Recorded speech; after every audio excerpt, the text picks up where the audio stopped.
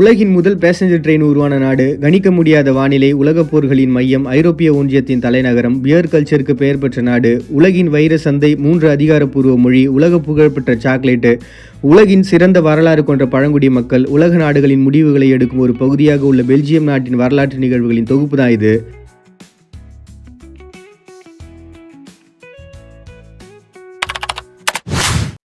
நியாண்டர்தால்ஸ் அப்படின்னு சொல்லக்கூடிய பழங்குடி மக்கள் கிட்டத்தட்ட 36,000 வருஷத்துக்கு முன்னாடி வாழ்ந்த இந்த மக்கள் இவங்க வாழ்ந்திருக்காங்க அப்படின்னா அங்கே நடந்த தொல்பொருள் ஆராய்ச்சிகள் மூலமாக அதில் கண்டுபிடிச்ச அந்த பொருட்கள் மூலமாக இவங்க கண்டெடுத்திருக்காங்க. அதுவும் இந்த கலைப்பொருட்கள், கருவிகள், வேட்டையாடுறது இதெல்லாமே இவங்க வாழ்வினுடைய ஒரு அங்கமாக இருந்திருக்கு. கேவ் ஆர்ட் அப்படின்னு சொல்லக்கூடிய அவங்களுடைய கற்பனை திறனை வெளிப்படுத்துகிற விதமாக அந்த கேவ் ஆர்ட்ன்றது செயல்படுது. அரிசி, கயிறு, வேளாண்மை அப்படின்னு சொல்லிட்டு ஒரு முக்கியமான ஒரு வாழ்வியல் வாழ்ந்துட்டு இருந்தவங்க தான் பெல்ஜியம். பெலிகி அப்படின்ற மக்கள் northern France, Luxembourg, lower rain அப்படின்னு சொல்லக்கூடிய பகுதிகளில் இவங்க வாழ்ந்திருக்காங்க. இந்த பெலிகி அப்படின்ற மக்களை பொறுத்த வரைக்கும் பார்த்தீங்கன்னா செல்டிக் அப்படின்ற ஒரு மொழியை பேசுகிறவங்களாம் இருந்திருக்காங்க.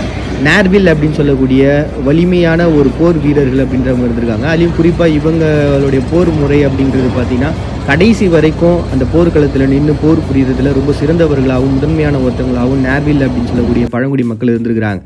ஆட்வாட்டிசி அப்படின்னு சொல்லக்கூடிய ஒரு பழங்குடி மக்கள் இவங்க வந்து பார்த்தீங்கன்னா 10,000 அடிமைகளாக அந்த போர்களினுடைய முடிவில் இவங்க விற்கப்பட்டிருக்காங்க. ஈப்ரூசன்ஸ் அப்படின்னு சொல்லக்கூடியவங்க புத்திசாலிகளாக இருந்திருக்காங்க. பெலுவி அப்படின்னு சொல்லக்கூடிய மக்களும், செஷன்ஸ் அப்படின்னு சொல்லக்கூடிய மக்களும் பார்த்திங்கன்னா போராளிகளாக இருந்திருக்கிறாங்க. இவங்க எல்லாமே இந்த பெலிகி இனத்தினுடைய ஒரு பரிணாம வளர்ச்சி தான், அதனுடைய தொடர்ச்சியாக தான் இருக்கிறாங்க. இவங்க 4 இனக்குழு மக்களும் பார்த்திங்கன்னா இன்னைக்கு பெல்ஜியத்தினுடைய ஒரு முக்கியமான மூதாதையர்களாக பார்க்க போகிறாங்க. குறிப்பாக இந்த பெலிகி இன மக்களை பொறுத்த வரைக்கும் இவங்களுடைய அந்த ஆரம்ப தொடர்ச்சியில் பார்த்திங்கன்னா மருத்துவம், வானியல், மதம் சார்ந்த ஒரு விஷயம், அதே மாதிரி ஓரல் ட்ரெடிஷன் சொல்லக்கூடிய ஒரு கான்செப்டை இவங்க ஃபாலோ பண்ணியிருக்காங்க. எல்லா விதமான ஆராய்ச்சிகளையும் மேற்கொண்டிருக்காங்க. அது எல்லாமே பார்த்தீங்கன்னா வாய் வழி மூலமாகவே போதிக்கப்பட்ட ஒன்றா இருந்திருக்கு. விவசாயம், போர் புரியறதுல ரொம்ப முக்கியமான ஒருத்தவங்களா இருந்தவங்க பெல்ஜியத்தினுடைய மூதாதையர்களாக பார்க்கப்படுறாங்க. இயற்கையை கடவுளாக பார்த்த இவங்க சூரியன், ஆன்மா இது எல்லாத்துக்கும் முக்கியத்துவம் கொடுத்துருக்காங்க. அதுலேயும் பலியிடுதல் அப்படின்ற சில நிகழ்வுகளாக நடந்திருக்கு. அதுவும் பார்த்தீங்கன்னா இந்த போர் சமயங்களில், அதே போல் நாடுகளில் ஏற்படக்கூடிய சில இயற்கை பேரழிவுகள் சமயத்திலாம் பார்த்தீங்கன்னா மக்களில் யாரோ ஒருத்தர் உயிர் பலி கொடுத்தோம் அப்படின்னா அந்த நாடு செழிக்கும் அப்படின்ற ஒரு கான்செப்ட்லாம் இவங்ககிட்ட இருந்திருக்கு. ரோமன்ஸ் இவங்களை தொடர்ந்து உள்ளே வராங்க. இந்த ரோமன்ஸை பொறுத்த வரைக்கும் இந்த ஆடம்பரமான இந்த ஒயின், அதே மாதிரி புதுமையான ஒரு வெளிநாட்டு பாணியை உள்ளே கொண்டு வந்தது பார்த்திங்கன்னா இங்கே இருக்கக்கூடிய மக்களுக்கு பிடிக்காமல் போகுது. அதனால் இவங்களுடைய கலாச்சாரங்களில் பெரும் மாற்றமோ ஒரு பெரிய தாக்கமும் ஏற்படும் அப்படின்ற ஒரு பாதிப்புனால அங்கே இருக்கக்கூடிய ரோமன்ஸை வெளியேற்றதுக்கு முயற்சி பண்ணுறாங்க. அப்படி தான் பார்த்திங்கன்னா இவங்களுக்குள்ள இந்த போருன்றது வந்தது. இதுக்கு முன்னாடி நம்ம பார்த்த அந்த 4 இனக்குழு மக்களும் இவங்களோட சேர்ந்து போர் புரிகிறாங்க. அதில் நர்வி அப்படின்னு சொல்லக்கூடிய மக்கள் தான் பார்த்திங்கன்னா கடைசி வரைக்கும் நின்று போர் புரிஞ்சவங்களாக இருக்கிறாங்க. அதுக்கப்புறம் அதிலிருந்து பார்த்திங்கன்னா பல ஆயிரம் மக்கள் அடிமைகளாக வந்து கடத்தப்பட்டிருக்காங்க. செல்டிக் அப்படின்ற ஒரு மொழி பேசக்கூடிய மக்களோட இவங்க இணையிறாங்க. சாலைகள், நகரங்கள், வீதிகள் எல்லாமே உருவாக்கப்படுது. இதனால் அந்த நாடுன்றது மேம்பாடு அடையுது. இவங்களை தொடர்ந்து பார்த்தீங்கன்னா பெல்ஜியம்ங்கிற இனக்குழு மக்கள் உள்ளே வராங்க. பெலிகி அப்படின்ற இனக்குழு மக்கள் தான் பார்த்தீங்கன்னா பெல்ஜியம் அப்படின்ற ஒரு நேம் உருவாகிறதுக்கு அடிப்படையாக அமைஞ்சிருக்காங்க. ஜூலியஸ் சீசர் உள்ளே வந்ததுக்கு அப்புறம் தான் பார்த்தீங்கன்னா இந்த ரோமனியர்கள் மூலமாக உள்ளே வந்தது மூலமாக பார்த்தீங்கன்னா இவ்வளவு பெரிய பிரச்சனைகள் அப்படின்றது ஏற்பட ஆரம்பிச்சிது. அதுலேயும் பார்த்தீங்கன்னா இந்த Belgae are the bravest of all the gods அப்படின்னு சொல்லிட்டு இவங்களை பற்றியான குறிப்புகளை ஜூலியஸ் சீசரே விட்டு போயிருக்காங்க. 3-5ஆம் நூற்றாண்டுகளில் கிறிஸ்துவம் அப்படின்றது இங்கே பரவ ஆரம்பிக்குது. 500 வருடங்கள் பார்த்தீங்கன்னா ரோமனுடைய ஆட்சின்றது இங்கே தொடர்ந்து நடக்க அவங்களுடைய கலாச்சார மாற்றங்கள்ன்றது இங்கே கொண்டு வராங்க. பிராங்க்ஸ் அப்படின்னு சொல்லக்கூடிய மக்கள் படையெடுப்பு அப்படின்றது அதிகார வெற்றி, சக்தி வாய்ந்த ஒன்றா வந்து பார்க்கப்பட்டுச்சு. ஏன்னா இவங்க வந்ததுக்கு அப்புறம் பார்த்தீங்கன்னா அந்த இடத்தினுடைய ஆளுமையை தன்னுடைய கண்ட்ரோலில் கொண்டு வராங்க. அதனால் அதிகாரப்பூர்வமான ஒரு வெற்றின்றது இவங்களுக்கு கிடைக்குது. சக்தி வாய்ந்த ஒரு பர்சனாகவும் இவங்க அந்த சமயத்தில் பார்க்கப்பட்டாங்க. 481 511 இடைப்பட்ட காலத்தில் பார்த்தீங்கன்னா சாலிக் பிராங்க் அப்படின்னு சொல்லக்கூடிய இம்பார்ட்டண்டான ஒரு ராஜான்றவர் இந்த பகுதியில் இருந்திருக்காரு. இவரை தொடர்ந்து தான் பார்த்தீங்கன்னா யூரோப்பியன் ஆதிக்கத்தை இந்த பகுதியில் செலுத்த ஆரம்பிக்கிறாங்க. ஏன்னா இந்த பிராங்க்ஸ்ன்றவங்க தான் பார்த்தீங்கன்னா கிறிஸ்துவத்தை முதன்மையை ஏற்றுக்கிறாங்க. பழங்குடி சட்டம் அப்படின்றது இவங்க மூலமாக உருவான ஒன்று தான். வாரிசுரிமை பிரச்சனை, பெண்களுக்கு அரசு அதிகாரம் இல்லாமல் போகிறது அப்படின்றது இதெல்லாமே பார்த்தீங்கன்னா முதன்மையான ஒன்றா பார்க்கப்படுது. பிரான்ஸு, பெல்ஜியம், ஜெர்மனி இவங்க எல்லாருமே ஒன்றா சேர்ந்து தான் பார்த்திங்கன்னா இந்த பகுதிகளில் ஆள ஆரம்பித்தாங்க. இவங்களுடைய கண்ட்ரோலில் அந்த சமயத்தில் பார்த்திங்கன்னா ஒன்றா ஒரு பகுதியாக தான் இருந்துச்சு. அதுக்கப்புறமா பார்த்திங்கன்னா இதை தனியாக பிரித்து ஆளணும் அப்படின்ற ஒரு கான்செப்ட்னால மக்களுடைய பரவல் அதிகமாகவே இந்த ஒரு கான்செப்ட் வந்து உருவாச்சு. இந்த ஒரு சமயத்தில் தான் பார்த்திங்கன்னா கிறிஸ்துவம் அப்படின்றது முழுமையாக இந்த பகுதியில் பரவ ஆரம்பிச்சுது. 16ஆம் நூற்றாண்டில் ஹப்ஸ்பர்க் அப்படின்னு சொல்லக்கூடிய ஸ்பெயின் கண்ட்ரோலுக்குள்ளே வராங்க. 16ஆம் நூற்றாண்டில் ஹப்ஸ்பர்க் அப்படின்ற ஒரு பகுதியில் பார்த்தீங்கன்னா ஸ்பெயின் கண்ட்ரோல் எடுக்கிறாங்க. அதிக வரி, மத அடக்குமுறை அப்படின்றதெல்லாம் பார்த்தீங்கன்னா இந்த பகுதியில் அதிகமாக இருக்குது.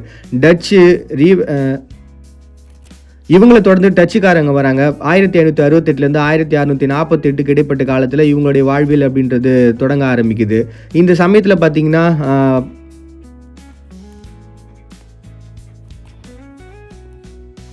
இவங்களை தொடர்ந்து வந்தவங்க 17ஆம் நூற்றாண்டில் டச்சுக்காரங்களுடைய ஆதிக்கத்தில் இருந்த சமயத்தில் கோல்டன் ஏஜ் அப்படின்னு சொல்லிட்டு இந்த பகுதியை வந்து பிரிப்பாங்க.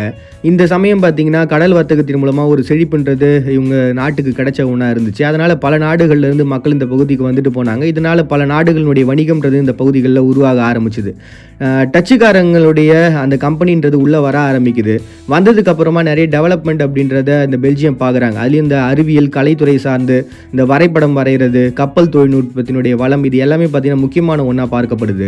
இதில் ரொம்ப முக்கியமான ஒரு கிங் அப்படின்னு நம்ம எடுத்துக்கிட்டோம்னா வில்லியம் அலெக்சாண்டர் அப்படின்றவங்க. இவங்க இருந்த சமயத்தில் தான் இந்த ஒரு டெவலப்மெண்ட்ன்றது இருந்திருக்கு. அதை தொடர்ந்து பார்த்தீங்கன்னா அரசியலில் நிறைய மாற்றங்களை கொண்டு வராங்க, ஜனநாயகத்தை கொண்டு வராங்க.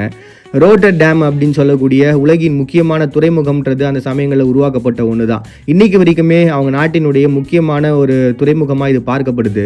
அதை தொடர்ந்து பார்த்திங்கன்னா நெதர்லாந்து பெல்ஜியத்தினுடைய தொடர்பு அப்படின்றது இந்த பகுதியில் ஏற்பட ஆரம்பிக்குது. யூகே நெதர்லாந்து அப்படின்னு சொல்லிட்டு இந்த பகுதியை வந்து குறிப்பிட்றாங்க. நெதர்லாந்து பெல்ஜியத்தை ரெண்டும் ஒன்றா சேர்த்து. அதுக்கப்புறம் மறுபடியும் பெல்ஜியம் அப்படின்றது 1830 பிரியுது. தனி ஒரு நாடாக மாறுறாங்க. இவங்களுக்குன்னு மொழி, மதம், கலாச்சாரம், அரசியல் அப்படின்னு சொல்லி நிறைய மாற்றங்களையும் சந்திக்கிறாங்க.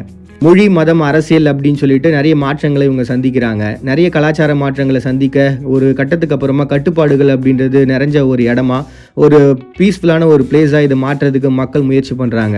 இவங்களுடைய கலாச்சாரத்தை பொறுத்த வரைக்கும் பார்த்தீங்கன்னா இப்படி பரிணமிச்சு ஆன்மாக்களையும் இயற்கையும் வழிபட்ட மக்களை தொடர்ந்து ரோமன் கத்தோலிக் ஒரு 57% இருக்கிறாங்க. புரொட்டஸ்டன்ஸ் வந்து பார்த்தீங்கன்னா 23% இருக்கிறாங்க. அதர் கிறிஸ்டியானிட்டியை சார்ந்தவங்க 2.8% இருக்கிறாங்க. முஸ்லீம்ஸ் 6.8% இருக்கிறாங்க. அதர் ரிலீஜியன்ஸ் சார்ந்தவங்க 1.7% இருக்கிறாங்க. ஏத்திஸ்ட் 9.1% இருக்கிறாங்க. நான் பிலீவர்ஸ், அதாவது இந்த மதங்கள் மேலே நம்பிக்கை இல்லாதவங்க 20%ஆகவும் இருக்கிறாங்க. அதே போல் இவங்களோட நாட்டினுடைய முக்கியமான 3 மொழிகள் இருக்குது. ஒன்று வந்து ஃபினிஷ், இந்த டச்சுக்காரங்க மூலமாக உள்ளே வந்தது. அதுக்கப்புறம் ஃப்ரெஞ்சு, அப்புறம் ஜெர்மனு. இதில் ஃபினிஷை பொறுத்த வரைக்கும் பார்த்தீங்கன்னா 60% பேசுகிறாங்க. ஃப்ரெஞ்சு 40%, ஜெர்மன் வந்து பார்த்தீங்கன்னா 1% பேசுகிறாங்க. இன்னும் பிற மொழிகள்லாம் இருக்குது, பழங்குடி மொழிகள். அதெல்லாம் வந்து ஓரளவு அங்கே இருக்கக்கூடிய மக்களினுடைய கூட்டத்தின் எண்ணிக்கையை பொறுத்து மாறுபடுது.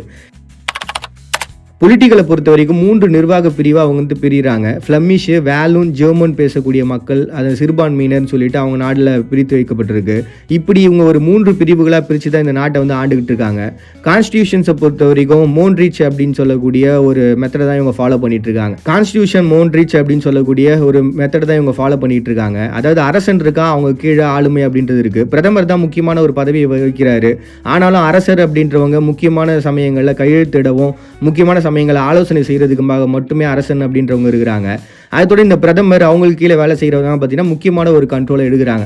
பதவியில் அரசன் உரிமை அப்படின்றது ஒரு பெரிய அளவில் இல்லை அப்படின்னாலும் வெளிநாடுகளோட தொடர்பு கொள்றதும் அந்த நாடை வந்து முக்கியமான சமயங்களில் கண்ட்ரோல் எடுக்கிறதும் ரொம்ப முக்கியமான ஒன்றா இருக்குது. அதுலேயும் 2010 இந்த மாதிரியான சமயங்கள்லாம் பார்த்தீங்கன்னா கிட்டத்தட்ட 511 நாட்களுக்கு மேலே, அதாவது ஆளுமையே இல்லாமல் இருந்த சமயமாக பார்க்கப்படுது. இது உலகத்திலேயே முதன்மையான ஒன்றாகவும் பார்க்கப்படுது. உலக நாடுகளின் மறைமுகமான ஆளுமைன்றது இந்த ஒரு நாட்டிலையும் இருக்குது.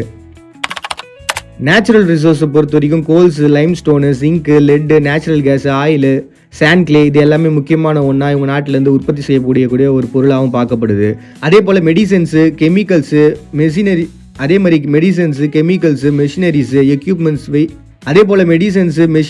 எக்யூப்மெண்ட்ஸு, வெஹிக்கல்ஸ், இது எல்லாமே இவங்க நாட்டில் முக்கியமாக ஏற்றுமதி செய்யக்கூடிய பொருட்களாக இருக்குது. இது ஜெர்மனு, பிரான்ஸ், நெதர்லாண்டு, யூகே, யூஎஸ்ஏல முக்கியமான ஒன்றா பார்க்கப்படுது. இறக்குமதியை பொறுத்த வரைக்கும் oil, natural gas, coal, chemicals, pharma medicals, electronic machines, automobiles, வாகனங்கள், இதெல்லாம் முக்கியமான ஒன்றா இருக்குது. அதுலேயும் பார்த்திங்கன்னா இந்த உணவுப் பொருட்கள், அக்ரிகல்ச்சர்லேயும் ரொம்ப இம்பார்ட்டன்ஸ் இவங்க காட்டிக்கிட்டு இருக்காங்க. ஜெர்மனி, பிரான்ஸு, நெதர்லாந்து, ஐரோப்பியாவிலேருந்து இவங்க இறக்குமதி பண்ணிக்கிறாங்க. குடிநீர் தேவை 50% 60% கிரவுண்ட் லெவல் வாட்டரை வச்சு தான் இயங்கிக்கிட்டு இருக்கு. நீர் பராமரிப்பு திட்டங்களுக்கு மேலாண்மை அப்படின்றது செலுத்திக்கிட்டு தான் இருக்காங்க.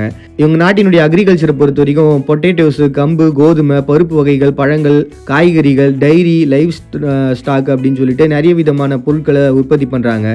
வெஜிடபிள்ஸு, கேரட்ஸு, பேரிக்காய், ஆப்பிள், இதெல்லாம் உற்பத்தி பண்ணுறாங்க. டைரி ப்ராடக்ட்ஸு, அதேமாதிரி பன்றி இறைச்சி, பீஃபு, வீலு, இது எல்லாம் முக்கியமான ஒரு ஏற்றுமதியில் ஒன்றா பார்க்கப்படுது. அனிமல் ப்ராடக்ட்ஸில் ரொம்ப முக்கியமான ஒருத்தவங்களாகவும் ஏற்றுமதியிலையும் இறக்குமதியை பொறுத்த வரைக்கும் பார்த்திங்கன்னா இந்த மிஷினரி பொருட்களையும் உதிரி பாகங்களை மட்டுமே இவங்க இறக்குமதி பண்ணிக்கிறாங்க. உலகத்தில் கிட்டத்தட்ட 2200 டன் வந்து கோல் உற்பத்தி பண்ணுறாங்க. 15,000 வகையான பீர் வகைகள் இருக்குது. யூரோப்பியன் யூனியன் ஹெட் குவார்ட்டர்ஸ் வந்து பார்த்தீங்கன்னா இங்கே இருக்கிறதுனால உலகத்தினுடைய ஒரு முக்கியமான மையமாக பார்க்கப்படுது. முக்கியமான முடிவுகள் அப்படின்றது இந்த பகுதிகள் எடுக்கப்படுது. கடல் மட்டத்துக்கு கீழே பல பகுதிகள்ன்றது இருக்குது. அதே மாதிரி அந்த காமிக்ஸை பொறுத்த வரைக்கும் டின்டின், ஸ்மர்ஃப் இதெல்லாம் பார்த்தீங்கன்னா இவங்க நாட்டில் உருவான ஒன்றா பார்க்கப்படுது. ஃபாரஸ்ட் அப்படின்னு சொல்லிட்டு ஒன்று இருக்குது. இது சுற்றுலாவில் ரொம்ப முக்கியமான ஒரு ஃபாரஸ்ட்டாக பார்க்கப்படுது. ஹையஸ்ட் பாயிண்ட் சிக்னல் டி ரோட் ரேஞ்ச் அப்படின்னு சொல்லிட்டு மிக உயரமான ஒரு இடம்ன்றது இவங்க நாட்டில் இருக்குது. சிறிய பரப்பளவு கொண்ட ஒரு பிளேஸாக இவங்க இருந்தாலுமே பார்த்தீங்கன்னா உலகின் முதல் ஸ்டாக் எக்ஸ்சேஞ்ச் அப்படின்றது இந்த பகுதியில் நடந்திருக்கு. ஏன்ஷியன் டைமில் நடந்த ஒரு கான்செப்டை இப்போவும் அவங்க ஃபாலோ பண்ணிட்டு இருக்காங்க. இன்வென்ஷன்ஸை பொறுத்த வரைக்கும் பிக் பேங் தியரி, ஜார்ஜ் லெமேட்ரி அப்படின்றவங்க பிக் பேங் தியரியை உருவாக்கின ஒரு பர்சன். அதே மாதிரி பிளாஸ்மா டிவி டெக்னாலஜி கண்டுபிடிச்சிருக்காங்க. காம்பேக்ட் டிஸ்கை இவங்க கண்டுபிடிச்சிருக்காங்க. போலியோ வேக்சினை கண்டுபிடிச்சிருக்காங்க. மாடர்ன் ஆன்டிபயோட்டிக் ப்ரொடக்ஷன்றது இவங்க நாட்டிலேருந்து உருவாயிருக்கு. பயோடெக்னாலஜி, வேக்சின் இது எல்லாமே இவங்க நாட்டில் அதிகமாக உற்பத்தி பண்ணுற பொருட்களாக இருக்குது. அதே மாதிரி ஃப்ரெஞ்ச் ஃப்ரை ரைஸு, அப்புறம் Belgian chocolate, Belgium waffles, electric term system இது எல்லாமே இவங்க நாட்டில் உருவான ஒன்று தான். இண்டஸ்ட்ரியல் பொறுத்த வரைக்கும் பார்த்தீங்கன்னா ஸ்டீல்ஸு, கிளாஸஸ் இது எல்லாத்துலேயும் டெக்னாலஜியில் ரொம்ப சிறந்த ஒருத்தவங்களாக இவங்க இருக்கிறாங்க. தடுப்பூசிகள் அதிக அளவில் உற்பத்தி பண்ணுறாங்க. அறிவியல், உணவு, மருத்துவம் அப்படின்னு சொல்லிட்டு உலக அளவில் ஒரு பெரிய தாக்கத்தை இவங்களுடைய ப்ரொடக்ஷன்றது கொடுத்துக்கிட்டு இருக்கு. கார்னிவல் ஆஃப் பெஞ்ச் அப்படின்னு சொல்லிட்டு இவங்க நாட்டில் முக்கியமான திருவிழாக்களில் ஒன்றா இருக்குது. யுனெஸ்கோவில் அதிகப்படியான நோபல் பரிசு பெற்றவங்க இந்த நாட்டை சேர்ந்தவங்க. கில்ஸ் அப்படின்ற ஒரு முகமுடி அணிந்த ஒரு ஆட்கள்ன்றவங்க இந்த பகுதிகளில் உளவி திரிகிறது கில்ஸ் அப்படின்ற முகமுடி அணிந்த ஆட்கள் இவங்களுடைய ஒரு கலாச்சாரம் பார்த்தீங்கன்னா வெளிநாட்டை ஈர்க்கக்கூடிய ஒரு பர்சன்ஸாக இவங்க இருக்கிறாங்க. கிறிஸ்மஸ், ஈஸ்டர் இதெல்லாம் முக்கியமான ஒரு திருவிழாக்களாக இருக்குது. பெல்ஜியம் நேஷனல் டே அப்படின்றது இவங்க நாட்டில் முக்கியமான ஒன்றா இருக்குது.